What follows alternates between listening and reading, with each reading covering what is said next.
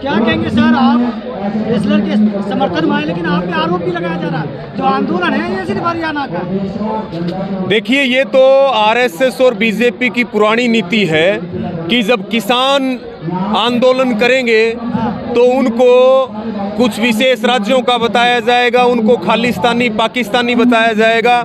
जब पहलवान आंदोलन करेंगे तो उनको एक जाति और उनको एक राज्य से जोड़ा जाएगा।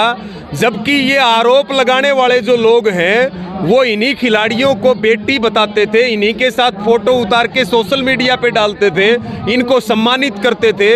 और आज जो लोग गंदगी फैलाने का काम कर रहे हैं आरएसएस और बीजेपी के एजेंडे के तहत, धर्म और जाति क्षेत्र का नाम दिया जा रहा है। इन लोगों ने भी इन पहलवानों की ओलंपिक और कॉमनवेल्थ एशियन में मेडल जीतने पर पोस्ट डाल रखी है। इनके सोशल मीडिया आप चेक कर लीजिए।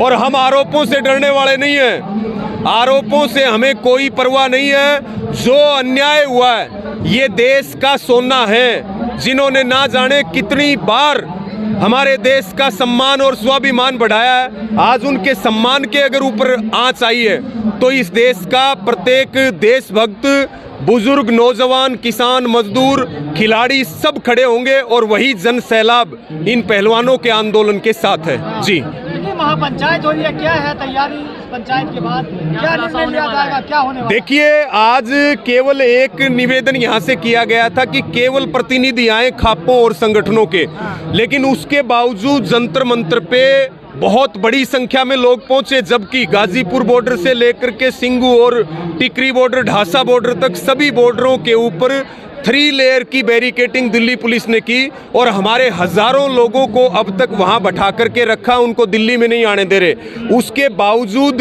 इतनी बड़ी संख्या में लोग पहुंचे हैं। हम सरकार को ये कहना चाहते हैं, किसान आंदोलन के दौरान अगर किसान का ट्रैक्टर लाल किले तक भी जा सकता है तो पहलवानों के सम्मान के लिए, उनके समर्थन में वो जंतर मंतर भी आ सकता है। दिल्ली पुलिस जो गुंडागर्दी कर रही है, क्योंकि अभी कुछ मीडिया के भाई बात कर रहे थे, कुछ दिल्ली पुलिस के लोग खड़े थे, तो मैं कह रहा था कि भाई दिल्ली पुलिस को ये डीपी हटा के और एमपी का वो लगा लेना चाहिए, क्योंकि अब ये दिल्ली पुलिस नहीं रही है, अब मोदी पुलिस हो गई है। इनको पहलवानों के फोल्डिंग दिखाई दे रहे थे, लेकिन वहां पुलवामा में 300 किलो आरडीएक्स जब आया तब कहाँ थी सरकार और उसकी इंटेलिजेंस? आज तक पता चला किसी को कि कहाँ से आया आरडीएक्स?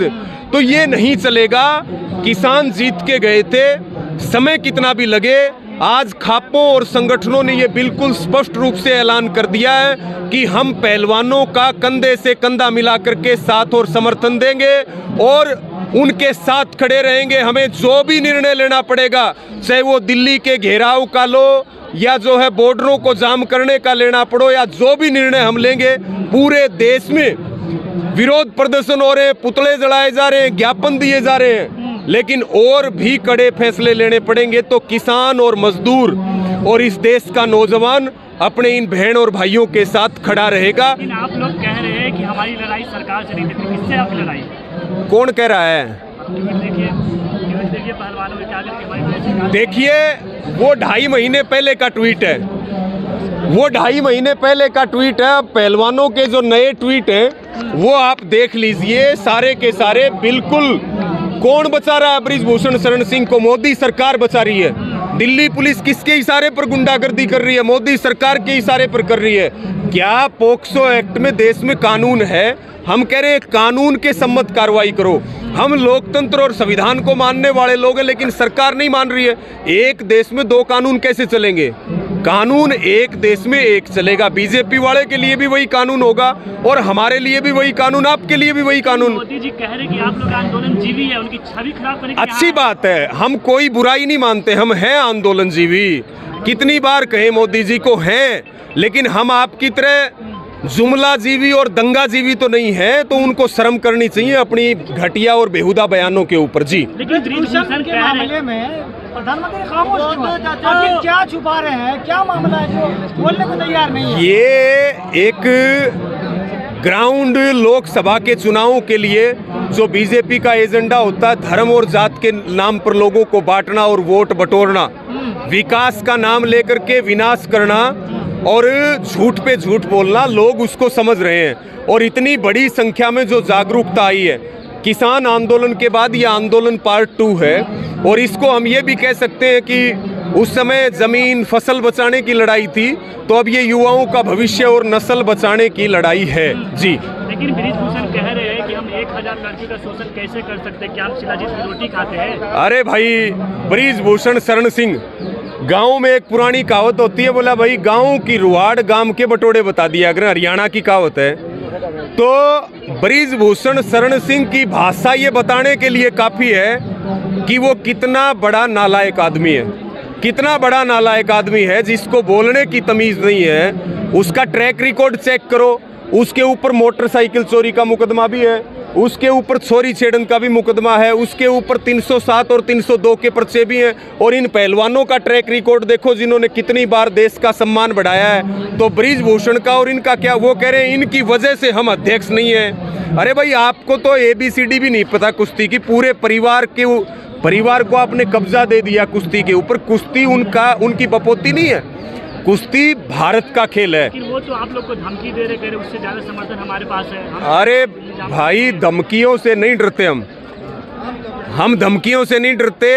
बृजभूषण शरण सिंह जगह बता देगा और टेम बता देगा और तारीख बता देगा। हम टकराने के लिए तैयार हैं, चाहे हमारी बात पहुँचा दियो जहाँ, चाहे वो अपने कौन सा जिला है वो, गोंडा, चाहे गोंडा बुला लेगा, गोंडा भी आएंगे, गोंडा भी आएंगे। टाइम, स्थान और समय बता दे बृजभूषण शरण सिंह। उसकी भाषा ये बता रही है कि वो सड़क छाप आदमी है। भाजपा के बाहुबली नेता है, 7 मरतबा से सांसद भी है। देखिए, जो लोग क्राइम रोकने की बात करते थे, आज उनकी पार्टी यौन शोषण और क्रिमिनल लोगों से भरी पड़ी है। बृजभूषण शरण सिंह कह रहा है कि फांसी लटका दियो। भाई, तेरा ट्रैक रिकॉर्ड तो फांसी पे लटकने वाला ही है। और योगी आदित्यनाथ कहते हैं कि हम माफियाओं को मिट्टी में मिला देंगे। बृजभूषण शरण सिंह से बड़ा माफिया कौन है, जिसके ऊपर 80 पर्चे दर्ज हैं, मोटरसाइकिल चोरी से लेके, और जिसने हत्या तक कर रखी और यौन शोषण कर रखा हो, उसको सबसे पहले मिट्टी में मिलाना चाहिए। लेकिन योगी आदित्यनाथ को स्टैंड क्लियर करना चाहिए कि भाई वो खिलाड़ियों के साथ हैं कि बृजभूषण शरण सिंह के साथ हैं। अखिलेश यादव को भी स्टैंड, हर आदमी वोट देख रहा है, लेकिन हम वोट नहीं देख रहे। हम सम्मान की लड़ाई लड़ रहे हैं और साथ देंगे। किसान जीते थे, आप इस बात का यकीन करिए, पहलवान जीतेंगे। और अब की बार ये केवल पहलवान पूरे आंदोलनकारी बन के आए। आपको लगता है कि नारी शक्ति बात सिर्फ भाषणों में होती है? भाजपा की जो महिला 2 दर्जन चूड़ी तोड़ देती हैं जंतर मंतर पे बैठ के, स्मृति ईरानी। और अभी आप जिक्र कर रहे थे कि उसके बारे में, ये बृजभूषण के बारे में बोला, वो कह रहा है मैं शिलाजीत की रोटी खाता हूँ। क्या उसने ये भी कहा था मैं बूढ़ा आदमी हूँ? बूढ़ा आदमी तो आसाराम भी है।